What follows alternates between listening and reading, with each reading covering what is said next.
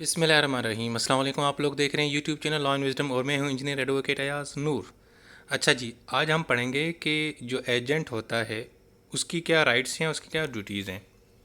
क्योंकि आजकल जो पिछली दो वीडियोस हैं उसमें मैंने आपको एजेंसी के बारे में बताया, एजेंसी क्या होती है और दी प्रिंसिपल क्या होता है, एजेंट का क्या काम होता है, इनके बीच में कॉन्ट्रैक्ट किस किस्म का होता है और ये किस तरह क्रिएट किया जाता है और उसको किस तरह टर्मिनेट किया जाता है। लेकिन अभी इस वीडियो में मैं सिर्फ आपको जो एजेंट है, क्योंकि दो लोग हैं, एक एक प्रिंसिपल है और एक एजेंट है, तो एजेंट की क्या राइट्स हैं, क्या ड्यूटीज़ हैं, ये क्वेश्चन भी आता है और ये अलग से भी पूछा जाता है। इसमें एजेंसी की दूसरी चीज़ों के बारे में नहीं पूछता, सिर्फ इतना पूछता है कि एजेंट के राइट्स और ड्यूटीज़ क्या हैं। अच्छा जी, सबसे पहले आपने इंट्रोडक्शन में एजेंसी की बात करनी है, वही एजेंसी जो हम पिछली दो वीडियोस में पढ़ चुके हैं। एजेंसी क्या है? एक रिलेशनशिप है, उसमें एक शख्स जो है ना दूसरे शख्स से काम करवाता है, एक बंदा दूसरे बंदे से काम करवाता है, उसको वो अपना उसको एम्प्लॉय करता है, जो बंदा काम लेता है उससे वो दी प्रिंसिपल होता है और जो उसके ब्याह पे जाके काम करता है हम उसको एजेंट बोलते हैं। ये सारा कुछ हमने यानी पढ़ लिया था।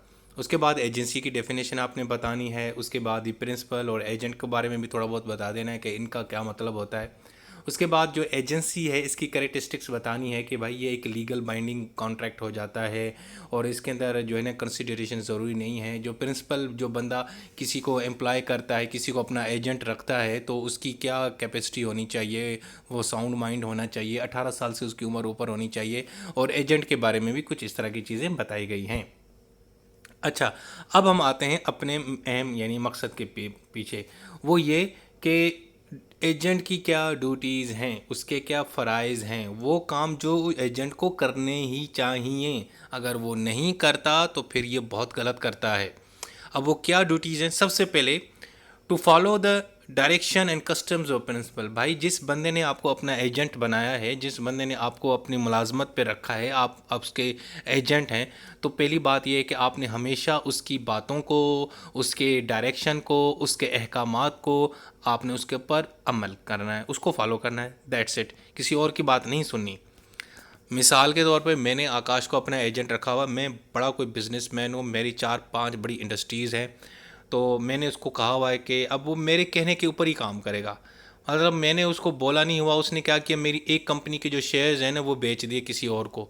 तो भाई उसने क्यों बेचे? मैंने उसको तो नहीं बोला था ना, तो उसको मेरी बातों, मेरी इंस्ट्रक्शन को फॉलो करना चाहिए था। मैंने उसको मना किया हुआ था कि भाई तुमने मेरी किसी भी कंपनी के शेयर किसी को नहीं बेचने, लेकिन उसने बेच दिए एक, तो इसने गलत किया, उसको नहीं करना चाहिए था। तो उसकी पहली जो ड्यूटी है, जो उसका पहला फ़र्ज़ है जो उसको करना चाहिए, वो ये कि मेरी बातों को फॉलो करे, जो मैं कहता हूँ वो करे, नंबर वन। नंबर टू, दूसरा, कि मेरा जितना भी काम है, जो मैंने उसको काम बोला हुआ है वो बंदा अच्छे से करे, ईमानदारी से करे, साफ़ सुथरा करे और बड़ा ही ज़बरदस्त करे। मतलब मैंने उसको आकाश को भेजा था बाहर मार्केट में कि भाई मेरे ब्याह पे जाके फ़लाँ फ़लाँ चीज़ें ले आओ, लेकिन जरा वो जब ले आया तो रास्ते में आधी चीज़ें, मतलब दूध उसको मतलब लेने के लिए मैंने बेचा था, तो दूध जो है ना रास्ते में गया और वो फट गया शॉपर, और उसमें से आधा बह गया, कोई चीज़ इधर गिर गई, एक तो साबुन गिर गए शॉपर से। मतलब ग्रॉसरी मंगवाने गया था तो आधी चीज़ें रह गई, आधी चीज़ें आई। या कोई भी चीज़ उससे मैंने कहा, जो भी काम करवाता हूँ वो उस काम को सही नहीं करता, आधा करता है, उसमें डंडी मारता है, उसमें मतलब चीटिंग करता है एक किस्म की, वो सही नहीं करता, उसको करना चाहिए प्रॉपर। अगर उसको मैं खाना बनाने को कहता हूँ तो उसको अच्छे से खाना बनाना चाहिए। अगर मैं उसको कहता हूँ कि यार मेरे लिए जाके चाय बना के आओ, तो वो चाय अच्छे से बनाए, उसमें जो है ना चीनी की जगह जो है ना नमक ना डाल के ले आए। ठीक है, तो ये जो भी उसने, ये तो मैं आपको वैसे एग्जांपल देता हूँ समझाने के लिए, आपने ये कोट नहीं करने होते, ये तो मैं एक बहुत ही जो है ना एक छोटे लेवल पे आके आपको समझा रहा होता हूँ ताकि आपका कॉन्सेप्ट क्लियर हो जाए इस पे। लेकिन आप अच्छे और प्रोफेशनल जो है ना एग्जांपल कोट कर सकते हैं। आपकी बुक्स, आपके पास बुक्स होंगी, आपके पास गाइड्स होंगी, उसके अंदर ये नोट होते हैं, लिखे होते हैं, और यहाँ पे आपने सिर्फ मेरा कॉन्सेप्ट लेना है और उसको आपने जो है ना समझ लेना है और फिर खुद ही आपने इसको कोट कर लेना है, इसके एग्जांपल्स। ठीक है, जो दूसरी क्या ड्यूटी हुई भाई, कि भाई जो भी काम करना है अच्छा करना है, स्किलफुल करना है, महारत से करना है, अच्छा बेहतर करना है, डंडी नहीं मारनी, आधा काम, कच्चा काम, पक्का काम करना है। ठीक है, अच्छा, तीसरी ड्यूटी ये है कि रेंडर अकाउंट्स, भाई जितने भी मेरे अकाउंट्स होंगे आपने उनको हमेशा मतलब सेट करके रखना है, उनको कंपाइल करके रखना है, अप टू डेट करना है। ऐसे नहीं है कि मतलब अगर मैं 4-5 दिन के बाद आकाश से पूछूंगा, हाँ भाई बताओ इन 10 दिनों में किन किन लोगों को तूने मेरे ब्याह पे पैसे दिए, तो उसके पास पूरा रिकॉर्ड होना चाहिए। ये नहीं चाहिए कि साहब मैं तो भूल गया, ये हो गया, उस दिन ये था मैंने नोट नहीं किया, मुझे याद नहीं है कि मैंने उस बंदे से कितने पैसे लिए। ऐसे नहीं चलेगा भाई। आपने पूरी चीज़ें उनका एक रिकॉर्ड रखना है, आर्काइव बनाए हैं, उसके नोट्स बनाने हैं, उसका पावर पॉइंट बनाना है, एक्सेल फाइट बनाए, वाट एवर जो भी करना है, लेकिन उसको आपने प्रॉपर अरेंज करना है। दूसरा, ड्यूटी टू कम्युनिकेट, यानी ये है कि जब भी उसके साथ कोई मसला हो, अगर आकाश एजेंट है उसके साथ कोई प्रॉब्लम है, कोई बंदा तंग करता है, कोई भी काम करने में उसको दिक्कत या परेशानी पेश आती है, प्रॉब्लम क्रिएट होती है किसी भी तरीके से, तो वो आके मुझे बताए, वो मुझे कम्युनिकेट करे कि सर अयाज साहब ये मामला इस तरह हो रहा है, आपने तो कहा था कि उस बंदे से 5 किलो ले रहा हूँ लेकिन वो तो मुझे 4 किलो दे रहा है क्योंकि 1 किलो उसके पास कम हो गया, अब मैं क्या करूँ, मैं परेशान हूँ, ये वगैरह। तो उसने मुझे कम्युनिकेट करना है। दूसरा, duty not to deal on his own account, यानी ये नहीं करना कि भाईजान मैंने अपना आपको काम किया हुआ है, ठीक है, तो आप जो है ना, जो प्रिंसिपल ने आपको जो चीज़ें कही थी बेचने के, उसमें से अपना खुद ही मतलब अपने अकाउंट से सारी चीज़ें मैनेज कर रहे हो। ओके, सही है। उसने कहा था कि जाके जरा 5 किलो आटा ले आओ, आप क्या करके 4 किलो ले आते हो, एक आटा अपने घर ले जाते हो, अपने लिए अपने फ़ायदा देखते हो। ऐसा कुछ नहीं करना आपने, ठीक है। अच्छा जी, चौथा, duty not to make any profit out of his agency. अच्छा भाई, ये नहीं करना कि उसमें से कोई फ़ायदा लेना है। उसने अगर आपको एजेंट ने आपको मुर्गी दी थी तो आपने मुर्गी को संभालना है, अगर वो अंडे देती है तो अंडे आपने उसको वापस करने हैं प्रिंसिपल को। ऐसा नहीं कि उसका फ़ायदा उठाना है। सिर्फ आपको एक ही फ़ायदा मिलेगा, वो है कि आपकी रेम्यूनरेशन, यानी आपकी तनख्वाह, आपकी सैलरी, जो आपको प्रिंसिपल ने जो तनख्वाह दी होगी आपने उसी पे गुजारा करना है। बाकी जो चीज़ें ऐसे नहीं है कि रास्ते में आपसे आपको कहा है कि जाओ जी 4 कोल्ड ड्रिंक ले आओ, तो उसमें एक कोल्ड ड्रिंक खुद गट गट कर पी गए, ऐसे नहीं करना बेटा, ठीक है ना। ये अच्छा नहीं होता। आपकी ड्यूटी ये है कि आपको आपने जो भी आपकी चीज़ है, जिसका भी कोई भी फ़ायदा होता है, अगर आपको अपने प्रिंसिपल ने कहा है कि जाकर आम का दरख्त लगाओ, तो उसके आम तुमने नहीं खाने, तुमने उसको वो तोड़ के उसी को देने। तुम्हें सिर्फ एक ही फ़ायदा मिलेगा, जो तुमने तनख्वाह और सैलरी पे गुजारा करना है। अच्छा, duty on termination of agency bye, यार देखो, अगर आपका जो मालिक है, प्रिंसिपल है, उसकी डेथ हो जाती है, वो पागल हो जाता है बेचारा, तो भाई उसकी डेथ के बाद जितने भी काम पेंडिंग है उसको आप अच्छे से करना। ये एक वैसे इखलाकी पहलू है ना, ठीक है। मैं मर गया, मैं बड़ा अमीर ज़्यादा था, मैं बड़ा यानी कि ये बिजनेसमैन, मैं मर जाता हूँ, अब आकाश मेरी मरने के बाद, या मैं पागल डिक्लेयर हो जाता हूँ, जो मैं हूँ आधा सा, तो मेरी गैर मौजूदगी में, सॉरी, मेरी डेथ के बाद और मेरे पागल बनने के बाद अब आकाश की ये जिम्मेदारी है कि मेरे जितने भी काम हैं उनको अच्छे से पेंडिंग को कंप्लीट करे, उसको यानी कि वाइंड अप करे, अच्छे से करे, ठीक है। और duty not to delegate authority, दूसरा ये नहीं है कि भाई आकाश को मैंने एजेंट रखा हुआ है, उसने जनाब खुद किसी और को अपना एजेंट रखा हुआ है। मतलब मैंने अपनी कुक को कहा कि जाके मेरे लिए आज बिरयानी बना, वो क्या करता है, वो अपने छोटे बेटे को कहता है जा बेटा बिरयानी बना के ले आ।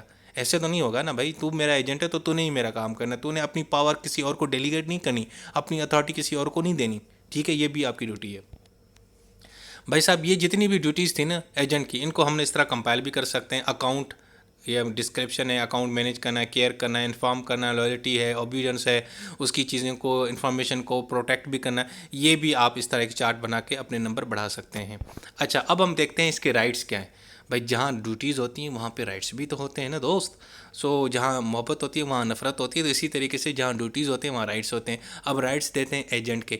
भाई पहला तो राइट ये है कि भाई वो टू रिसीव रिम्यूनरेशन, यानी उसका हक है कि उसको तनख्वाह मिले, वो रिसीव करे, ये इसका हक है जी। जारी बात है, अब वो फ्री में तो काम नहीं कर रहा था ना दी प्रिंसिपल के पास, तो प्रिंसिपल के तरह उसको ये हक है कि वो तनख्वाह ले, वो सैलरी ले, वो जो भी उसको मिलता है, जो भी उसने काम किया उसकी उसकी मजदूरी मिले।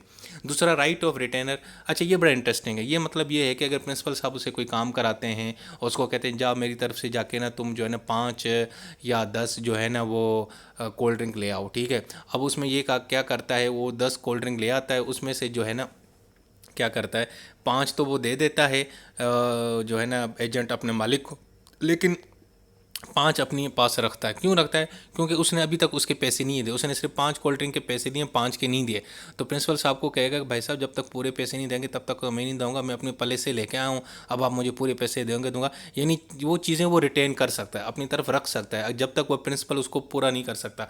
या तो ये कर सकता है, दूसरा ये कि अगर उसने उसकी तनख्वाह रोकी हुई है, ठीक है, 2 महीने से उसकी तनख्वाह नहीं देता, उसको रेमोनरेशन नहीं देता और उससे काम करवाता है, चाहे ये भी चीज़ लिया वो चीज़ लिया, तो एजेंट के पास ये हक है कि वो चीज़ अपने पास रिटेन यानी अपने पास संभाल के रखा। वो कहता है भाई मैंने नहीं देना सर जी, जब तक आप मुझे मेरे ये ड्यूज़ क्लियर नहीं करते, मेरी तनख्वाह क्लियर नहीं करते, मुझे फलां चीज़ के पैसे नहीं देते, मैंने नहीं देना आपको। ठीक है, ये भी आप कर सकते हैं। इसके अलावा दूसरा राइट ऑफ लैंड, अच्छा ये भी इससे मिलता जुलता है। अब इसमें ये होता है कि आपने मेहनत की, आपने कमीशन की, आपने सर्विसेज दी, ये सब कुछ काम किया, लेकिन आपको मालिक उससे बदले में कुछ नहीं देता। तो अब आपके पास ये हक है कि आप वो चीज़ जो है ना उसको अपने पास रख सकते हैं। इसको राइट ऑफ लैंड बोलते हैं। इसमें पर्टिकुलर रेन भी होता है, जनरल रेन होता है। मिसाल के तौर पर उसने आप उसके लिए गंदम लेके आए हो, उसके लिए बड़ी चीज़ें लेके आए हो, लेकिन तो आप बदले में वही गंदम के कुछ हिस्सा उसको नहीं देते, रोक के रखते हो। कहते जब तक भाई कमीशन नहीं दोगे, जब तक मुझे सर्विसेज के पैसे नहीं दोगे, मैंने आपको ये नहीं देना। ठीक है, तो ये भी आप कर सकते हो। ये होता है पर्टिकुलर लेन। लेकिन चलें उसने आपको किसी और चीज़ के पैसे नहीं दिए, लेकिन आपकी कोई और चीज़ उसकी वापस उसको नहीं करते, अपने पास छुपा के रखते हो या नहीं देते, कहते भाई नहीं देना, उसको हम जनरल रेन यानी कि लैंड बोलते हैं। ठीक है जी, ये भी एक है चीज़। उसके बाद राइट टू कंपनसेट। भाईजान अगर मैं आकाश मेरा एजेंट है, वो बेचारे को मैंने किसी काम के लिए भेजा था और उसके बेचारे का पेट्रोल लग गया, वो रास्ता दूर था, गर्मी में ये वो उसका नुकसान हो गया, उसका मोबाइल स्नैच हो गया, मतलब कुछ भी हो गया उसके साथ ऊपर नीचे, तो मेरा हक बनता है कि मैं उसको कंपनसेट करूं। तो ये राइट है उसका कि उसको कंपनसेट किया जाए। और right of stoppage of goods in transit. अच्छा ये भी हो सकती है कि अगर प्रिंसिपल ने आपसे कोई चीज़ मंगवाई है और आप उसको वो चीज़ भेज रहे हो, दे रहे हो, लेकिन आपको पता चल गया कि यार वो तो भाईजान इंसॉल्वेंट हो गया, बैंक करप्ट हो गया, उसके पास तो पैसे नहीं है इस चीज़ के देने के, तो वो मैं चीज़ रोक सकता हूँ। मतलब मैं उसको कोल्ड ड्रिंक देने जा रहा था, उसने मुझसे कोल्ड ड्रिंक मंगवाई, मैं कोल्ड ड्रिंक दे के उसके घर पे पहुंचा, लेकिन जैसे मैं घर पे पहुंचा तो मुझे पता चला कि भाई जाना ये तो बैंक करप्ट है, ये तो मकरूज़ हो चुका है, ये तो कर्ज पे चले, अगर आप इसको कोल्ड ड्रिंक दोगे तो आपको पैसे नहीं देगा। तो मैंने वो कोल्ड ड्रिंक रोक ली, मतलब वो जो stoppage of goods in transit, यानी उस चीज़ को मैंने रोक दिया। ओके हो गया। अच्छा जी, उसके बाद है right to indemnify against the constitutional lawful acts. अच्छा दूसरा ये बड़ा इंटरेस्टिंग है कि भाई आप जो है ना प्रिंसिपल के कहने पे कोई काम करते हो, लेकिन उस काम का कोई गलत नतीजा निकलता है, कोई अनलॉफुल एक्ट हो जाता है, उसमें कोई मसला हो जाता है, फटा हो जाता है, तो आपने आके भाई प्रिंसिपल साहब को ज़रूर बताना है। मैं मिसाल देता हूँ इस तरह कि आपका प्रिंसिपल साहब कराची में बैठा हुआ है, आप लाहौर में बैठे हो, आप एजेंट हो उसके, आकाश लाहौर में है, मैं कराची में बैठा हूँ, मैं आकाश को कहता हूँ कि जाके फ़लाँ बंदे को ना उसके साथ तू मेरी तरफ से कोई कॉन्ट्रैक्ट कर ले, उसको फ़लाँ चीज़ें दे दे।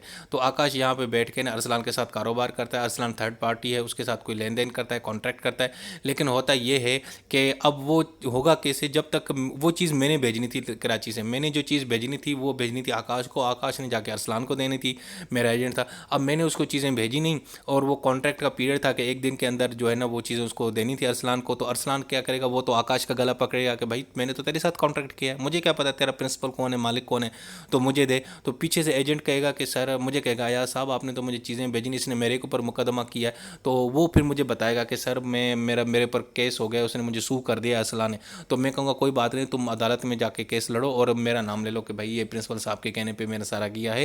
तो मतलब जो भी कोई ऐसा काम होता है जो बाद में अनलॉफुल हो जाता है या लॉफुल एक्ट है, उसके कोई कॉन्सिक्वेंसेज है, कोई मसला हो जाता है, फड़ा हो जाता है, गैर कानूनी कानूनी, और किसी तरीके से आप इन्वॉल्व हो जाते हैं, तो ये आपका हक है कि आप अपने प्रिंसिपल साहब को बताएं और उसको आगे करें, उसको कहेंगे जी ये आपको फेस करना है।